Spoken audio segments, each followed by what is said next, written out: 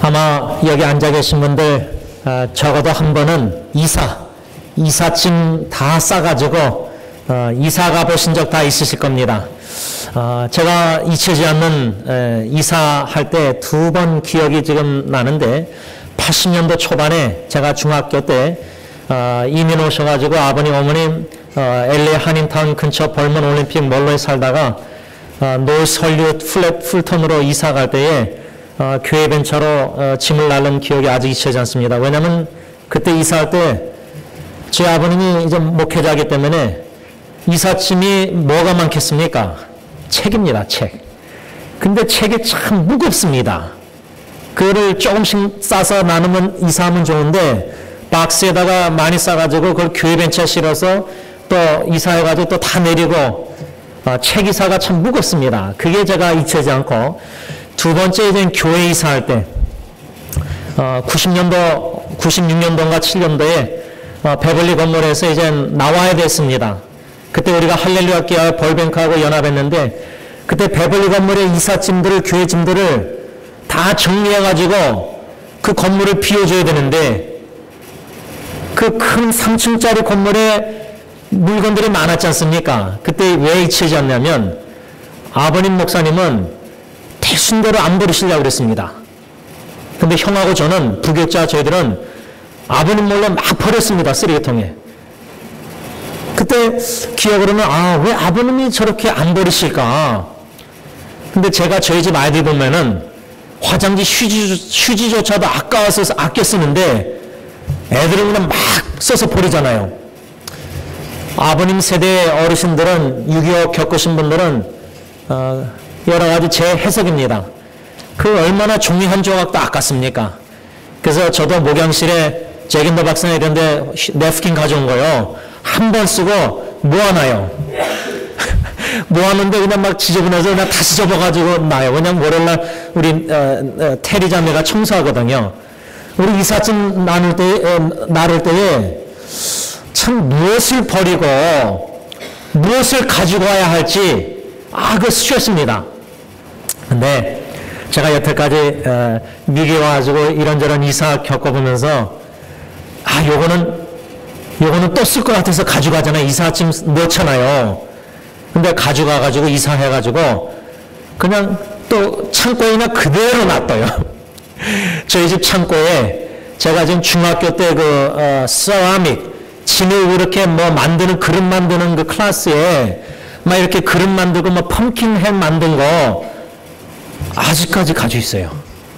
9학년 때 만든 거 이거는 언젠가는 골동품으로 내가 자식에게 넘겨줄 건지 이거는 안 버릴 것 같아서 그냥 가져왔는데 그냥 계속 그냥 거기 그냥 창고에 그냥 있어요. 그러지.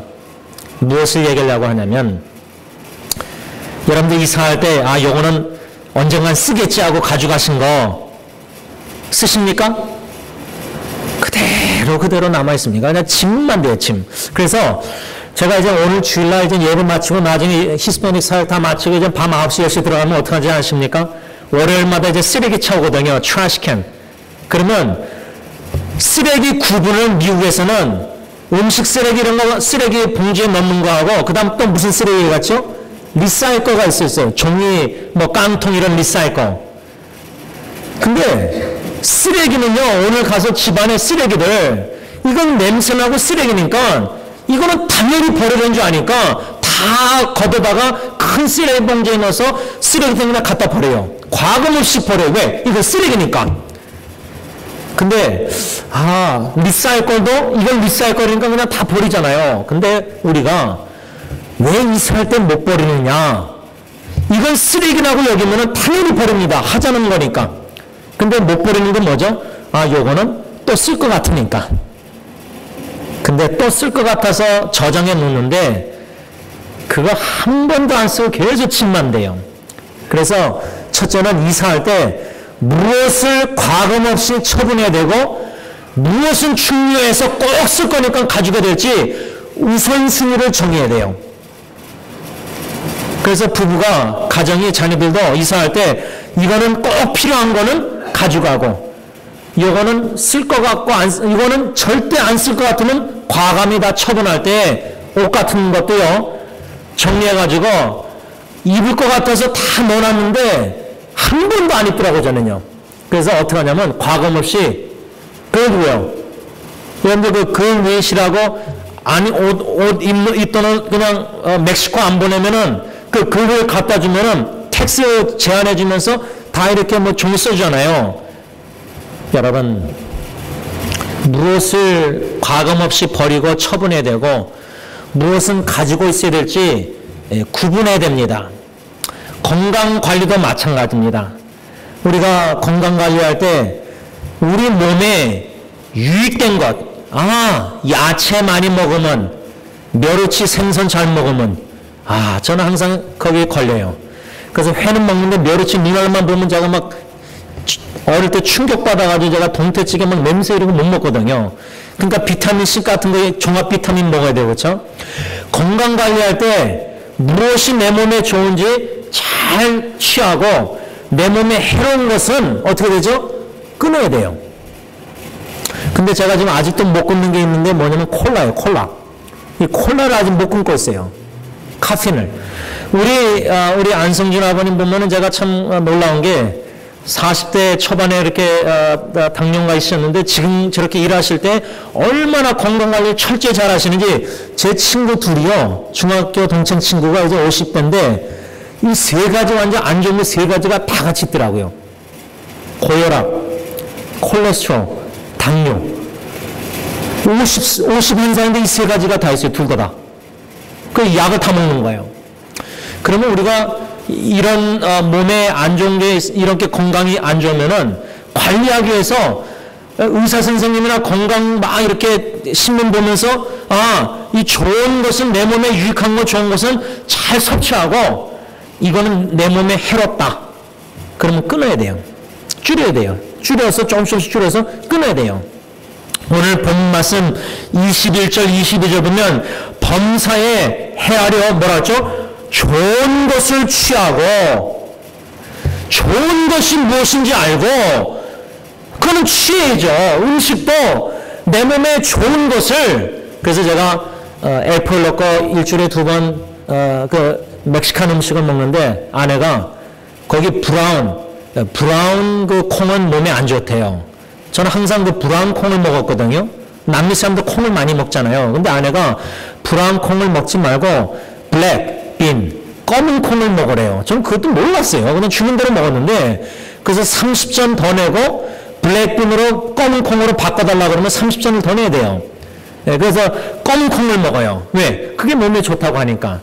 또 그 야채나 아보카도도 또 추가 돈이 들잖아요, 조금. 그래봤자 뭐 쿠폰 1불 더하면은 한 6불 안에 먹어요. 여러분, 건강도요, 검은 콩이 좋다. 그럼 그걸 먹잖아요. 근데, 내 건강에 자신 있는 사람 하나도 없습니다. 30대까지는 있어도요. 30대 후반부터는 건강 운동을 해야 된다고 합니다. 정기적으로. 의사들, 아키폰 의사들 부르니까 일주일에 3번, 4번을 해야 된다고 합니다. 그리고 잘 먹고 운동을 꼭 하고 운동에 대해서 아랫거 보면은 운동이 좀 무리할 정도로라도 운동하는 것보다 안 하는 게 낫다 그러고요. 담배 피는 것보다 운동 안 하는 게 더 나쁘대요. 담배 피는 것보다, 흡연하는 것보다 운동 안 하는 게 몸에 더 안 좋다는 그 연구 결과 지난주에 영국에서 그 조사 그걸 보고, 와, 놀랐어요. 담배 피는 게 제가 담배를 많이 폈기 때문에 폐결핵에서 늑막염 수술해가지고 물이 차고 막 수술했거든요. 4일 동안 입원하고, 마취하고. 그래서 막 지금도 엑스레이 찍으면 하얗게 자국이 있어요. 그래서 제가 어저께 아내한테 그랬어요. 나는 죽으면은 폐암아니면은 이제 뇌출혈. 제가 이제 머리가 하도 아플 때가 많으니까 머리 깨진 적이 있으니까 어릴 때 그 둘 중에 하나일 것 같다. 이제 아내하고 얘기했는데 여러분 흡연하는 것보다 운동 안 하는 게 더 나쁘대요. 여러분 이렇게.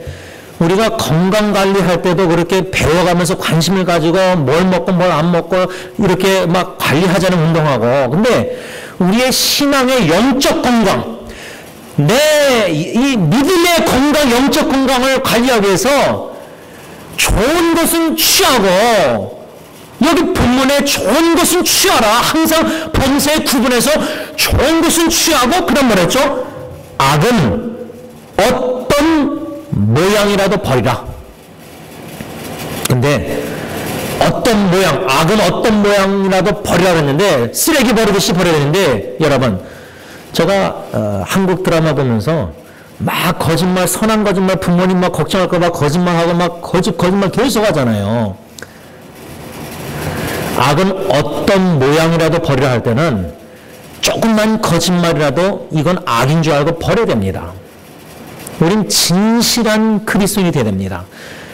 기독교가 왜 싫다 그러냐, 밉다 그러냐, 예수 믿는 사람들이 회사 사업하면서 사기치니까. 제가 오죽했으면 항상 가던 그 메케닉샵에 오일 체인지, 타이어 이런 거 곤치던 가는 데가 있었습니다. 두 군데. 제가 한 30년 운전하면서 베니스하고 베벌리길에 두 군데 한국집 갔었는데 두 군데 다 끊었습니다. 안수집사예요, 한 분은. 교회 안수집사예요. 제가 알아요. 근데 멀쩡한 타이어를 제 친구가 메케니까 알거든요. 여러분 1전짜리 펜으로 타이어에 그 파인드 넣어가지고 그 머리에 달 정도로만 하면은 타이어 쓸 수 있어요. 근데 머리가 안 닿고 이제 머리에 닿으면서 이제 좀 하면은 이제 타이어 갈아야 된대요. 제 친구가 메케닉이. 근데 그때 오래전에 익스플로러 결혼해서 샀을 때 멀쩡한 타이어를 오일 체인지로 왔는데 그 안식사님이 이 타이어 갈아야 된대요. 그 다음부터 거기 안 갔어요. 신뢰가 안 가니까. 멀쩡한 타이어도 고치라고. 제 친구 메케닉이 그래요. 그 친구는 교회도 안 다니는데 정직한데 제가 볼 땐 예수 믿는 사람보다 더 정직해요. 안 믿는 친구인데. 사기치는 방법이 많더라고요. 메케닉도 보니까. 그냥 뭐 벤지 몰라는 이렇게 한국 아줌마니들 그냥 이거 고치라 그러면 멀쩡한 것도 그냥 돈 준대요. 고치라고. 여러분 조금만 거짓이라도 그건 악입니다. 거짓말하는 거 악입니다.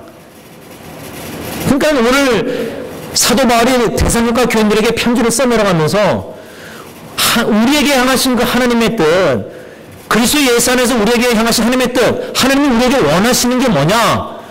범사의 모든 일에, 우리의 삶 속의 모든 영역에 좋은 것을 취하라는 거예요. 음식도 그러고 모든 영적으로도 건강으로도 여러모로 좋은 것은 취하고 모든 악은 과감하게 잘라서 버려야 된다. 여러분 의사 선생님이 우리 안에 암이 있다 그러면은 암이 번지고 있다. 그럼 나 수술 안 할래요. 가만 놔둘래요. 암을 잘라서 제거해야 되잖아요. 물론 어느 산에서 다 퍼졌을 때는 할 수 없지만은 지금 암 초기든지 뭐 하면은 이거 잘라내면은 더 이상 퍼지지 않고 살 수 있습니다. 그러면 여러분 자르겠습니까? 안 자르겠습니까? 수술하겠어요? 안 하겠어요? 당연히 수술하죠. 도려내면 된다고 하니까. 제가 중학교 때 다리가 바늘독이 고름을 그냥 무식하게 바늘로 터트린다고 합시고 소독도 안 하고 바늘독이 들어가서 그것도 병원에 가야 되는데 그냥 아픈 걸 계속 참고 쩔뚝쩔뚝 하면서 친구들 막 이렇게 옆에서 해가지고 학교 다닌 적이 있었어요.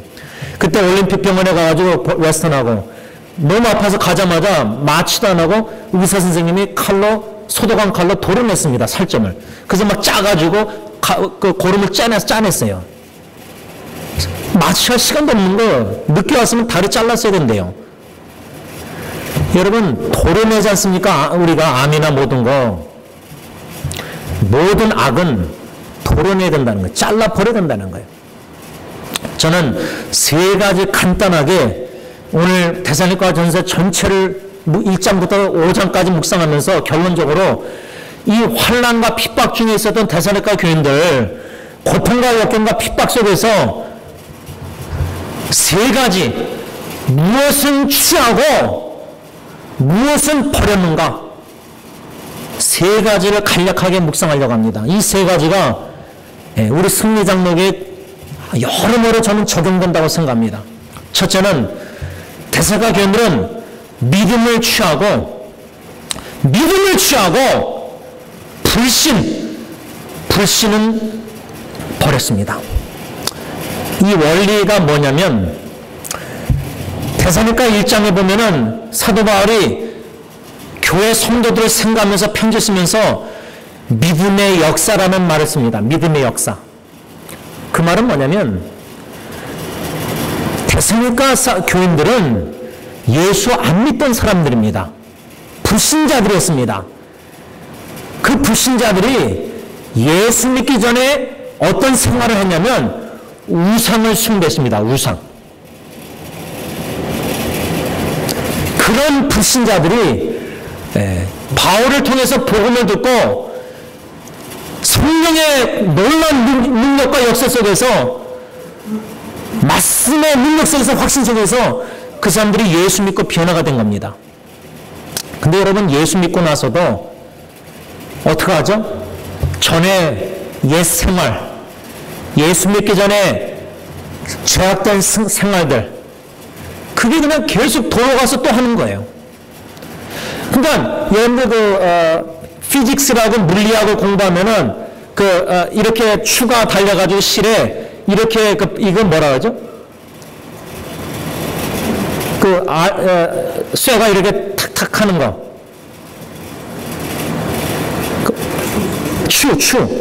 추가 이렇게 하잖아요. 여러분 이 추가 예수 믿고 나서는 일로 와 있는데 예수 믿기 전에 여기인데 예수 믿고 나서는 이쪽으로 왔잖아요. 근데 예수 믿고 나서도 왔다 갔다 예수 믿기 전에 습관들, 생활들. 그러니까 데살로니가 교인들 같은 경우는 우상 숭배.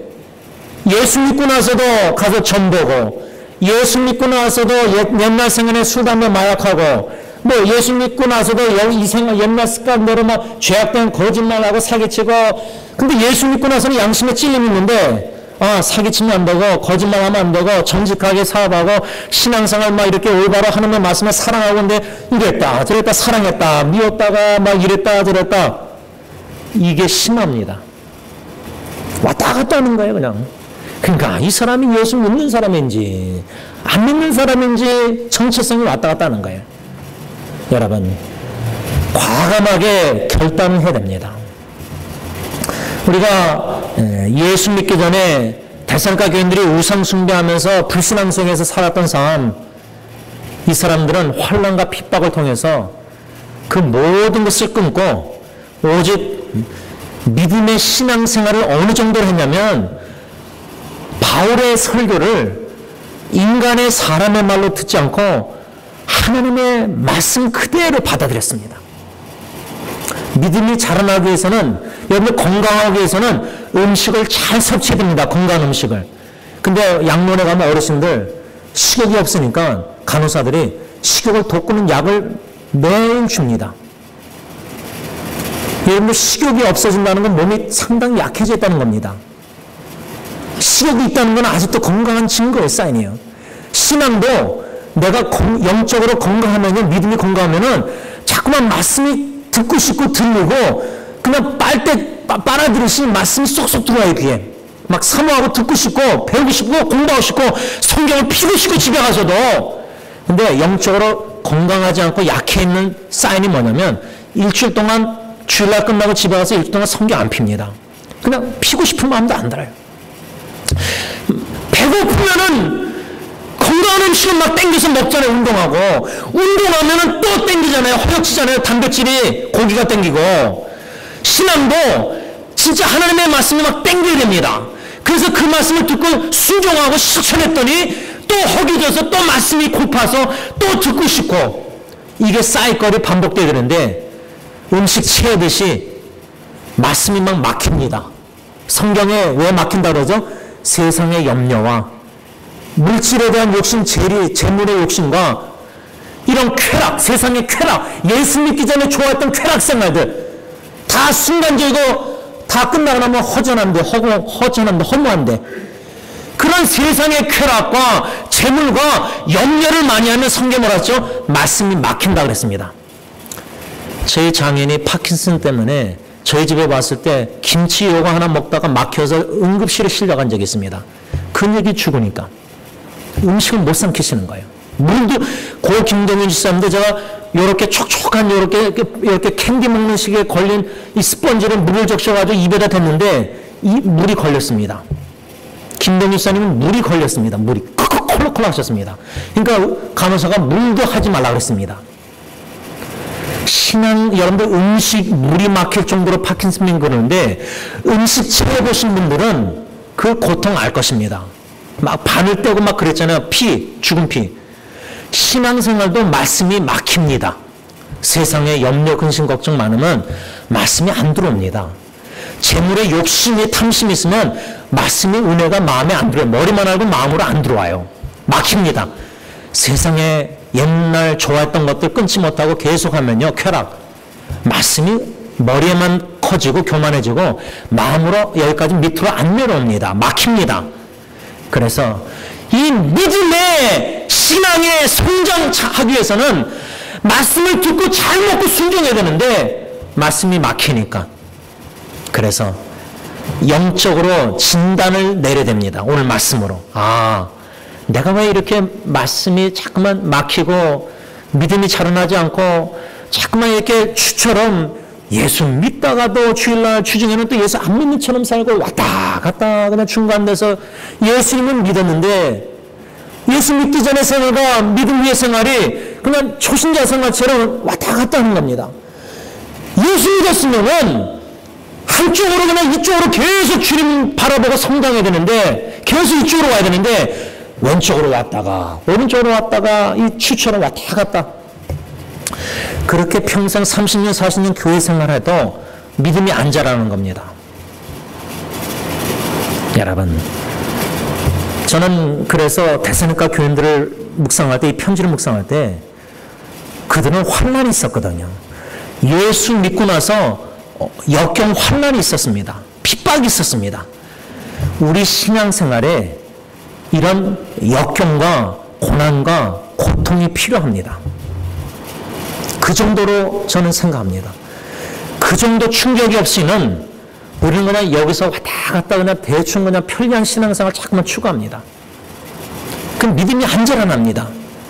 고통과 혼란과 핍박 속에서 내 어려운 일 당할 때 믿음이 얼마나 연약한지를 깨닫고 내가 이 신앙 이렇게 더 이상 이렇게 신앙생활 하다가 주님 만나면 안 되겠다는 이 얼진시 긴급성을 느끼고 성경 말씀으로 돌아가서 말씀의 방망이로 내가 깨지고 부서지고 성령의 검으로 내 말씀의 양심이 찔리고 그래서 마음이 그냥 이렇게 무디져 있으면요 성경 말씀을 아무리 대해도 안 들립니다.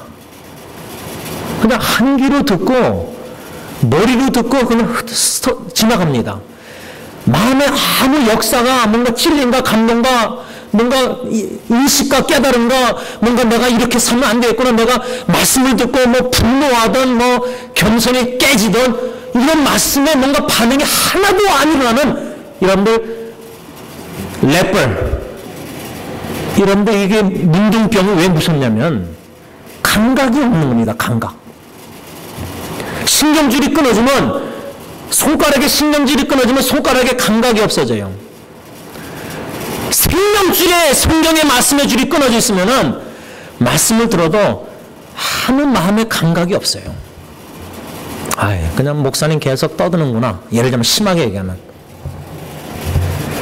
오늘 이 시간 심각하게 영적 건강 진단을 말씀을 통해서 성령님이 저와 여러분들에게 내려주시길 원해요. 내 지금 믿음 신앙 믿음 레버가 신앙이 지금 어디에 와 있는가?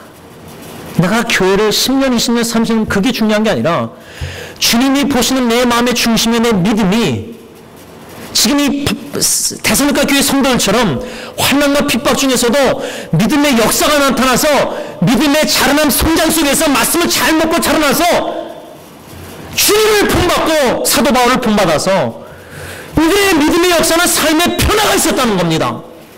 인격의 신앙의 성격에 변화가 있었다는 겁니다. 근데 보편적인 지금 기독교인들의 생각은 뭐냐면 교회 10년 20년 지나도 안 변한다는 겁니다. 그 성격 절대 변할 수 없다는 겁니다. 불신앙이라고 저는 생각합니다. 진정한 신앙은, 하나님의 능력은, 말씀의 능력의 역사는 믿는 자에게 사람을 속사람부터 완전 뒤바꿔 놓습니다. 180도로. 교만한 자가 겸손해지고요, 강팍한 자가 부드러워지고요, 온유해지고 겸손해지고, 거짓말하던 사람이 진실해지고요, 예수님 닮아갑니다. 성령님이 그렇게 강하게 역사하셔서 속사람부터 변화시켜서, 야, 저 깡패가 저 옛날에 저런 사람이 저렇게 변화됐어? 10년 만에 봤는데 놀랍 정도로 변한, 충분히 성령의 변화 역사가 겉모습, 옷이 이런 게 아니라 속사람부터 안에부터 완전히 뒤바꿔 놓으셔가지고 성령님의 말씀으로 순종해서 말씀 인격화되어가는, 예수님을 닮아가는 인격 변화를 충분히 성령님이 말씀을 통해서 일으키신다는 거예요. 그래서 아직도 교회에서 막 이렇게 재직해야 할 때 막 혈기 부리고 분노하고 막 다투고 싸우고 이런 모습들이, 말씀을 통해서 성령님이 깨우셔서 교만 다 꺾으셔서 회개케 하셔서 예수님 닮아가게 만드시는 속사람의 변의 역사가, 믿음의 역사가 데살로니가 교인들에게 있었던 것처럼 우리 안에도 충분히 성령님이 일으킬 수 있다, 그 말입니다. 말씀을 좀 맺고자 합니다. 3가지 중에 하나밖에 말씀을 묵상 못했는데 결론을 맺으면서 저는 왜 우리가 예수님을 믿노라 하면서 믿음 생활을 제대로 못하고 있을까? 왜 믿겨지지 않고, 왜 믿음이 안 자라나고, 왜 내가 변하지 않고, 왜 제가 지난주에도 새벽기도 묵상하면서 설교하면서 이 사탄이란 놈이 진정 존재해서 예수 믿는 우리 삶 속에 어떻게 역사하느냐면은, 첫째, 의문이 들게 만들어요. 의문, question mark. 진짜 하나님 살아계신가? 하나님 계시는가? 진짜 하나님이 천지를 창조하셨는가? 말씀으로, 창세기 말씀처럼. 진짜 성경 말씀처럼 예수님이 이 땅에 오셨는가? 베들레헴 십자가에 죽으신 나를 위해서 자꾸만 의문을, 사탄은 자꾸만 question, 자꾸만 질문을 생각나게 만들어요. 내 마음에서. 그게 첫 번째 사탄의 전략이에요. 의문. 자꾸만 question. 그래서 창세기에도 뱀이 아담과 하와 유혹할 때 진짜 하나님이 이거 선악과 먹지 말라고 그랬느냐? 질문을 던져요. 선악과. 사탄은 자꾸만 질문 던집니다. 우리에게 자꾸만 의문하게 만들어요. 성경은 팩트, 사실을, 성경은 하나님이 세상을 이처럼 사랑하사 독생자를 주셨으니 분명히 우리를 사랑하신다 말씀 쓰셨는데, 사탄은 우리 마음에 내 삶의 역경과 어려움과 고통과 질병과 암이 걸리면 예수님이 진짜 날 사랑하나? 아니, 사랑한다 하시면서 왜 나에게 이런 고통과 가정의 어려움을 주셨지? 왜 내 마음에, 내 삶 속에 암이나 이런 가정의 어려움을 주셨지? 왜 질문 자꾸만 던지면서, 궁극적인 목적은 뭐죠? 사탄의 그 의문을 던지게 하는 목적이 예수님 주님을 못 믿게 하려고 그 사랑을 자꾸만 질문 던지게 만들어요. 아, 하나님이 우리를 미워하시니까 이스라엘 백성들 우리를 아모리 족속에게 넘기시려고 하는구나. 성경 출애굽기 보면요, 이스라엘 백성들은 하나님이 우리를 미워하시니까 그렇게 써 있어요. 미워하신다고. 사탄의 역사입니다. 첫째는 의문, 자꾸만 질문을 던지게 만들어요, 사탄은. 두 번째, 사탄의 전략은 뭐냐면 의문이 들게 한 다음에 그 다음에 어떻게 하죠? 마음을 갈라놔가지고 한쪽으로는 하나님을 믿는 것 같은데 한쪽으로는 하나님 의심, 뭐예요? 의심을 들게 만들어요. 의심이 자꾸만 doubt. 의심을 자꾸만 들게 만들어요. 성령님은 성경 말씀을 명백하게 하셔서 클리어하게 conviction, 확신을 주시는데, 구원의 확신, 승리의 확신, 죄사함의 확신. 근데 의심이 뭐죠? 내가 진짜 예수님 죄를 회개하고 내가 용서받았나? 자꾸만 죄사함의 확신을 의심하게 만들어서 죄책감의 노예를 만듭니다, 사탄은. 예수님만 바라봐야 되는데 자기의 죄를 자꾸만 집중하게 만들어서 죄책감에 시달리게 만들어서 자책하게 만들고 자괴감에 빠지게 만들고 죄의 감옥에 나를 가둬서 진리가 너희를 자유케 하라고 했는데 거짓말에 속박하게 만듭니다. 자꾸만 죄사함의 확신이 아니라 의심을 들게 만들어요. 인도의 확신, 주님을 신뢰하면은 범사 인정하면 되는데 지도하신다 그러는데 내 명철, 내 머리를 자꾸만 의지하게 만들어서 자꾸만 의문 속에서 의심하게 만들어요. 하나님이 과연 날 인도하실까 내 미래를? 근데 자꾸만 미래를 걱정하고 염려 두려워하게 만들어요. 이거 다 사탄의 역사입니다. 예수 믿는 사람은 확신을 가지고 담대하게 믿음으로 역경과 고통과 환난도 부딪힙니다. 구원의 확신이 있으니까. 근데 하나님이 내 이 문제를 건져주실까? 어려울까? 고통, 눈물, 걱정, 미래. 첫째는 의문 들게 만들고, 두 번째는 사탄은 의심을 들게 만들다가 세 번째 뭐죠? 불신, unbelief, 불신하게 만들어요.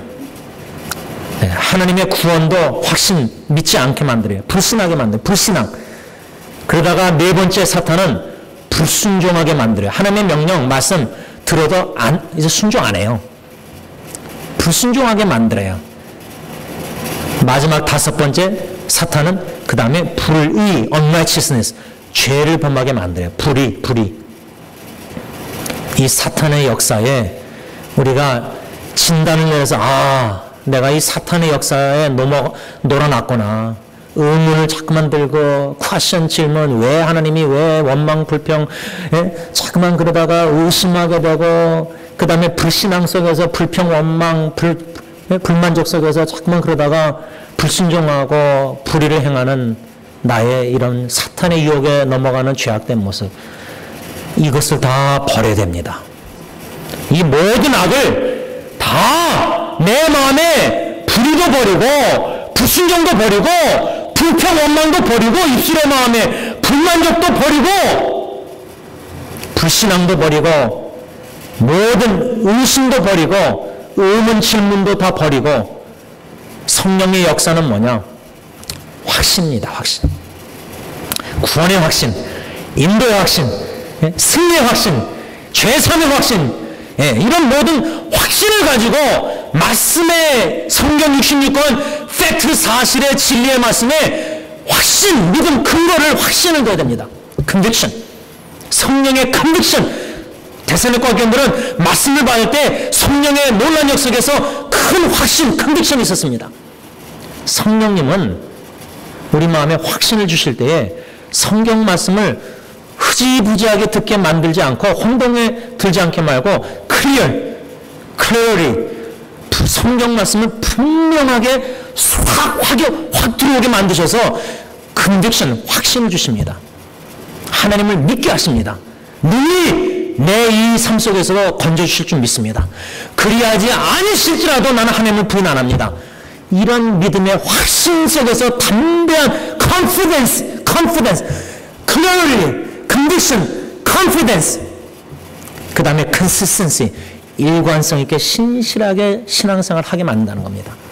바라기는 이런 믿음의 놀라운 역사가 있어서 오늘부터 더 이상 이 사탄의 역사에 넘어가지 않고 그 모든 죄악된 악은, 모든 모형은 내 안에 모든 의심, 의문 다 기도로, 다 무릎으로 다 벗어버리고, 다 악은 모든 모형 벗어버리고 이 불신앙, 오직 주님만을 믿는 확신 속에서 환난과 핍박, 역경, 어려움 속에서 승리하는 저와 여러분들 되시길 바랍니다. 기도하겠습니다. 하나님 아버지, 영적 전쟁입니다. 보이지 않는 전쟁입니다. 뱀이 창세기의 여자를 유혹한 것처럼 지금도 사탄은 우리 머리의 생각에 자꾸만 퀘션, 자꾸만 질문을 던지게 만듭니다. 특별히 가정의 삶 속에 어려움이 닥칠 때 왜 나에게, 왜 내 가정에 이런 자꾸만 왜라는 질문을 자꾸만 던지게 만들어서 결국은 의문 속에서 마음을 찢어놓고 갈라놓고 한쪽은 하나님을 믿는 것 같은데 한쪽은 자꾸만 의심을 합니다. 이미 마음이 나눠졌습니다. undivided heart, 나뉘지 않는 마음이 있어야 되는데 일편단심 주님만을 믿고 의지해야 되는데 사탄은 자꾸만 마음을 나눠놔서 결국 불신하게 만들고 불만족 속에서 불순종하게, 불평 원망 불순종하게 만들고 불의의 죄를 범하게 만듭니다. 더 이상 이런 죄악된 삶을 살고 싶지 않습니다. 매일매일 순간순간 이런 유혹이 올 때마다 성경 말씀, 하나님의 말씀으로 믿음으로 싸워 이겨나가면서 성령님의 역사 속에서 믿음의 확신을 가지고 담대하게 일관성 있게 신실하게 주님만 의지하고 주님만 바라보고 환난과 핍박과 역경과 어려움 속에서도 신앙을 지켜나가면서 승리의 삶을 살길 원하오니 우리에게 놀라운 믿음의 은혜의 축복을 내려주셔서 우리의 믿음이 진보가 있게 하시고 말씀을 잘 먹고 잘 듣고 순종하고 운동하고 섭취하고 평안함 속에서 잘 영적 평안함을 누리면서 영적으로 믿음이 건강하게 잘 자라나는 승리의 식구들이 다 되게 하여 주시옵소서. 예수님의 이름으로 간절히 기도를 올리옵나이다. 아멘.